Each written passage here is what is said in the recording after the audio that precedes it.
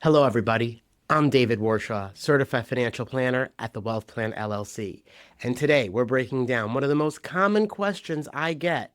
What's the difference between term life insurance and permanent life insurance, and which one should I buy? In this video, we're going to cover how each one works, weigh the pros and the cons, run through real-world pricing examples, and help you decide what's right for you. Stick around, this is going to be epic.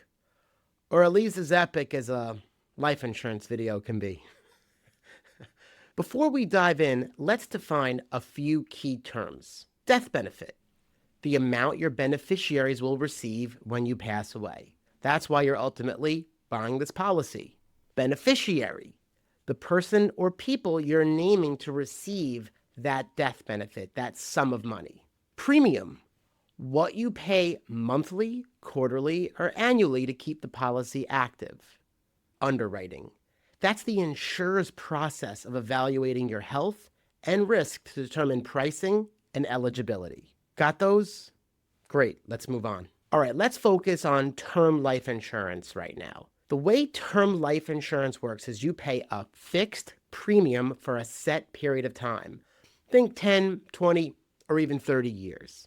And if you pass away during that term, your beneficiaries receive the death benefit. Now, if you outlive the term and take no actions to continue the policy, the coverage ends.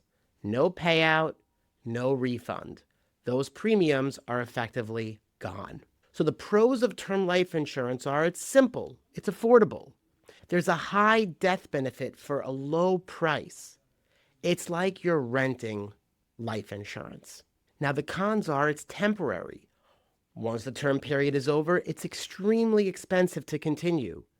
And you may not qualify again for new coverage if your health has changed for the worst. Term insurance is best for young families, those with a mortgage or kids in school, or anyone needing the maximum amount of life insurance coverage at a minimal cost. Let's shift gears to permanent life insurance. Permanent life insurance is designed to be permanent, to last you your entire life. Permanent insurance policies include something called cash value. Think of cash value as a built-in savings or investment component inside the policy. So here's how it works. Part of your premium covers insurance, and the rest builds up cash value over time. That may grow at a fixed rate, be tied to an index, or be invested in the stock and bond markets. Now, the beauty about the cash value is you could tap into it through loans or withdrawals, and there are some cool tax perks with it as well. Now, if you cancel the policy, you may only get what's called the surrender value, which is your cash value minus your fees or any outstanding loans. There are 5 main types of permanent insurance policies. 1, whole life. 2, guaranteed universal life, or GUL for short. 3, universal life, or UL for short. 4, indexed universal life, or IUL for short. And 5, variable universal life, or VUL for short. Now, we're going to break down those policy types in a future video. For now, let's just think macro picture. The pros of permanent life insurance are lifetime coverage, cash value accumulation, and advanced planning options. Think estate planning, business planning, and tax planning strategies. The cons are, hey, it's expensive. It's significantly more costly than term life. It's complex. Your performance within that cash value can vary depending on the policy funding and how the policy was managed. It's best for high income earners maxing out other tax advantage accounts. People with permanent protection needs, they want to make sure their family receives that death benefit no matter what. And those seeking both insurance and potentially long-term asset growth. Let's look at $1 million policy as an example with a 30-year term for a healthy non-smoker. At age 30, a term policy will be about $35 a month for a male and $30 for a female.